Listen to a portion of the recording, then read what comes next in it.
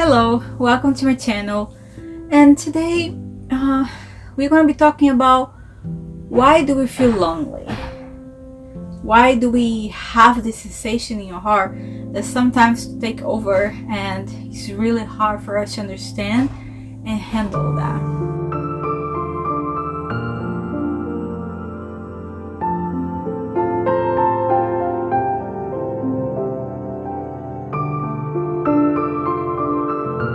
So I wanted to make this video for you if you're sitting there right now feeling a little bit lonely. Maybe you are in a room full of people or scrolling through your phone, but you just feel disconnected. Like everyone else has a script to life and you miss the rehearsal. I want to tell you something directly from my heart. There is absolutely nothing wrong with you. You aren't broken. In fact, the heavy feeling in your chest, it's actually a sign that your soul is working exactly as it should. We live in a world that treats loneliness like a disease. We think if you feel it, we need to feel it instantly by sweeping, buying something, or filling the silence with noise. But ancient traditions looked at loneliness completely different. They didn't see it as a failure, they actually saw it as a sacred mirror. So the first perspective I like to think about and bring to this channel is how the Buddhism treats loneliness. There is a beautiful concept Buddhism teachings called interbeing. It basically means nothing can exist by itself. A tree cannot just be a tree, it needs the cloud, it needs the soil, it needs the sun to exist. The tree is with everything else. When you feel lonely, your mind is playing a trick on you. It's telling you that you are an isolated island. But look around you. The air you're breathing right now was just exhaled by the trees outside. The fabric of your shirt was woven by hands you never meet. You are fundamentally, physically woven into the fabric of this universe. Your loneliness isn't a lack of connection. It is just a temporary forgetfulness of how connected you already are. The ancient Sufi mystics, like the poet Rumi, took this even deeper. They had this beautiful, radical idea about the ache of longing. Rumi wrote about a man who stopped praying because he never heard God answer back. So a wise guide came to him and said, "Your longing for the divine is the divine answering you. The sensation in your heart is the connection itself. So when you feel that deep desire for connection, it means your heart is alive. A dead heart feels nothing. A lonely heart is a searching heart. That pain is just love with nowhere to go yet. It's the universe knocking on your door asking you to sit with yourself." And that's a really important lesson, and I feel like that's one of the hardest ones. Sitting with your loneliness, sitting with your feelings, and not just running away from it, trying to fix. But to truly understand this desire, we have to look at how we talk to ourselves when we are alone. The ancient Greeks had a beautiful nuance in their language that we have completely lost in modern English. They separated the pain of being alone from the glory of being alone. They saw loneliness as a state of lack, feeling like a half-empty cup, waiting for someone else to pour something into you. But they contrasted this with what the philosophers later would call solitude. The Stoic philosophers used to argue that when you are alone, you are never truly empty. You are finally in the company of your own soul. Epictetus, an ancient teacher who started life as a slave, used to tell this to his students. When you close your doors and your room is dark, you must never say that you are alone. For God is within you and your genius is within. So what if the loneliness you feel right now isn't an empty void, but actually a crowded room you haven't learned yet how to introduce yourself? What if it's an invitation to stop looking outward for a witness to your life and finally become the witness for yourself? When you sit in true solitude, you realize you don't need the world to validate your existence. Your existence is already validated by the simple fact that you are here, breathing, experiencing this exactly moment. There is another angle to this, and it comes from ancient animistic and indigenous ways of seeing the world. In many ancient traditions, like the old Celtic spirituality or the Native American philosophies, the concept of a human being completely alone didn't even make sense for them. To them, the world wasn't a collection of dead objects, like a dead rock or a dead chair or a dead sky. Everything was alive. Everything had a voice. So when modern society pulls us away from the forest, the soil, and the rhythm of the stars, we get trapped inside concrete boxes staring at the glowing glass. We experience a very specific type of loneliness that the philosopher Glenn Abrecht called solastalgia. A homesickness you feel even when you are still at home, because your connection to the earth has been severed. So the old wisdom suggests that when the room feels painfully quiet, the silence isn't empty. It's just a language you haven't learned yet how to translate. So the wind against your window pane, the creak of the floorboards, the heavy rhythm of the rain outside, all of this aren't just background noises.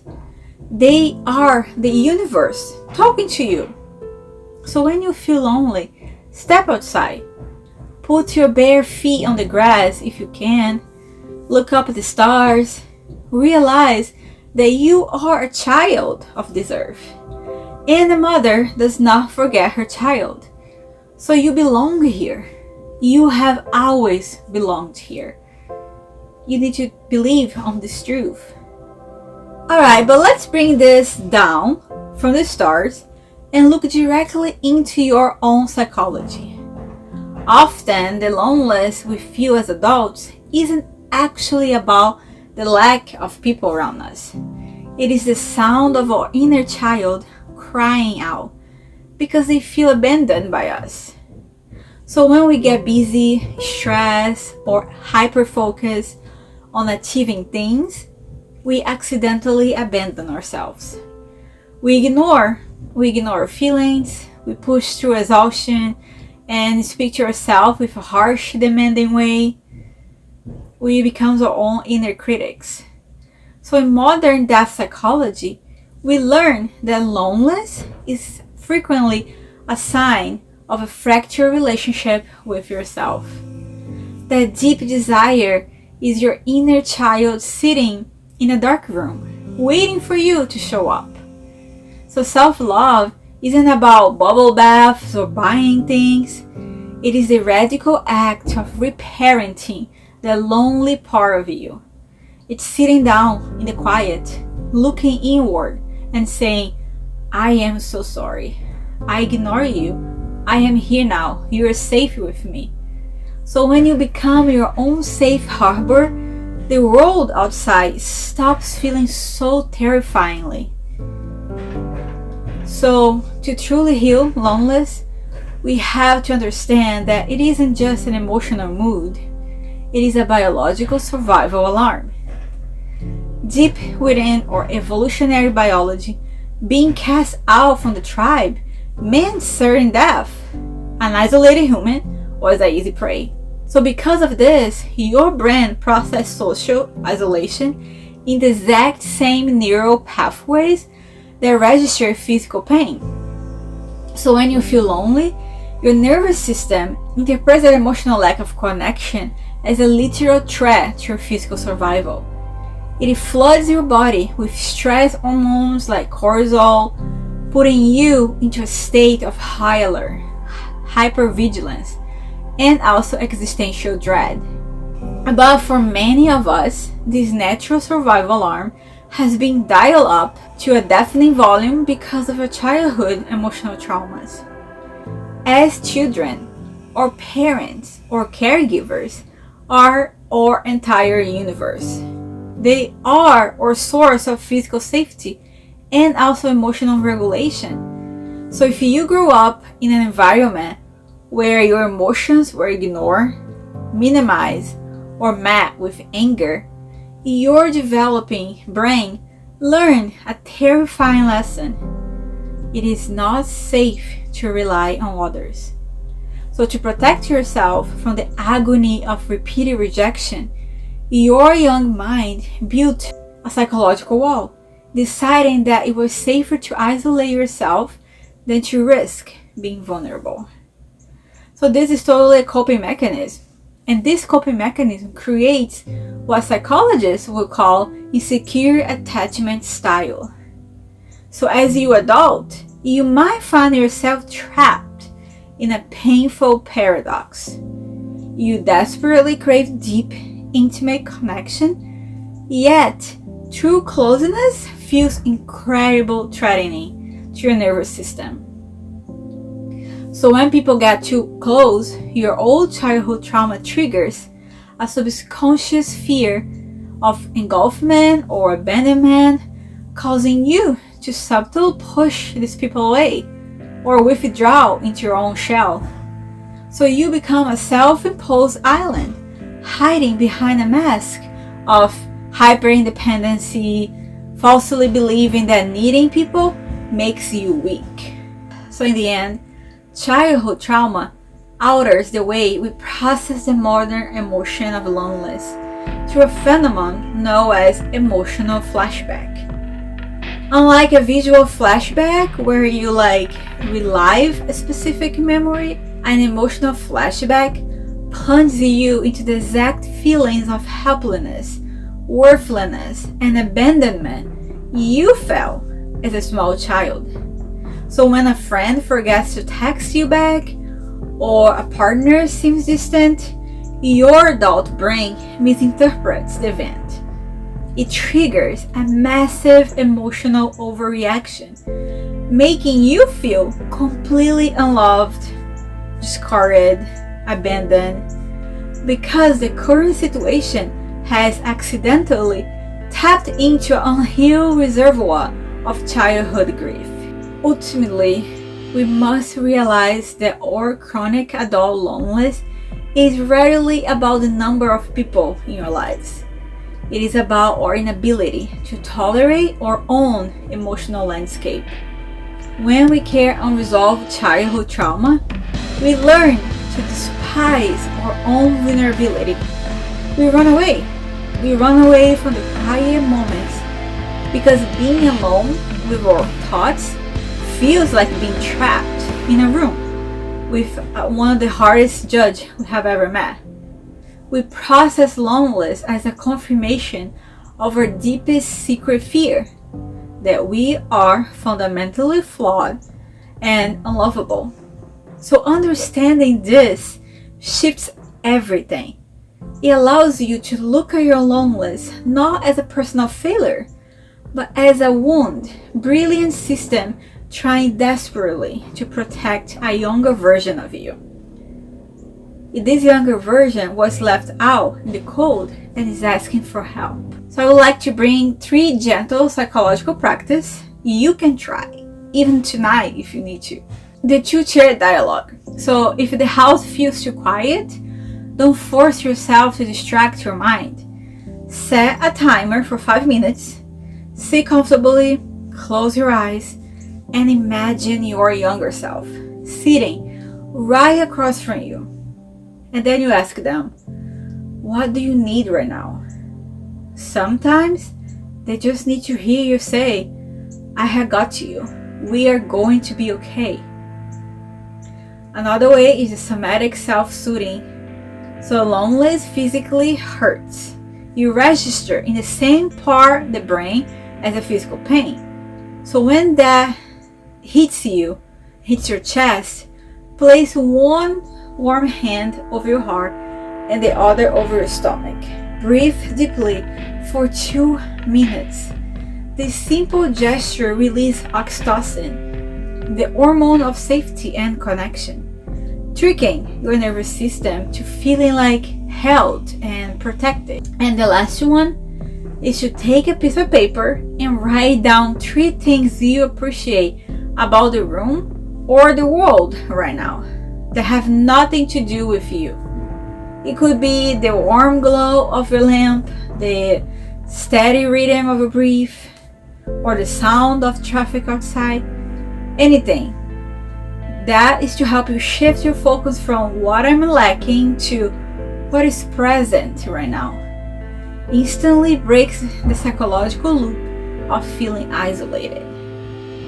So definitely try one of these techniques and let me know if that helped you, because that definitely helped me multiple times. So when we look at everything we have talked about today, a beautiful hidden picture begins to emerge. Your loneliness is not a defect, it is a bridge. It is the point where your biological survival system, your childhood history, and your deepest spiritual nature all is gonna meet together. So when the heavy pen sits in your chest tonight, remember what truly is. On a psychological level, it is your inner child asking you to stop abandoning yourself and finally come home. On an earthly level, it is a reminder from the wind, from the rain, from the trees, that you are irreplaceable and you are part of the universe. And on a spiritual level, as Rumi beautifully reminded us, this desire is the connection you are looking for. It is the proof that your heart is wide awake, searching, and it is alive. So the next time the quiet of the room feels too loud, I want you to try to stop running. Don't reach for your phone to scroll away the discomfort. Don't judge yourself for feeling empty. Instead, try to welcome the silence like an old friend. Place your hand over your heart. Breathe in the air that connects you to everything else, and say to that wounded, younger part of you, I am here. We are safe. We are never truly alone. You are not an isolated island. You are the entire ocean. Temporarily experience what it feels like to be a single wave. So thank you. Thank you for sitting here with me today and for opening your heart to these words. If this conversation felt like a safe harbor for you, please subscribe and share with someone else who might be also sitting in the dark tonight.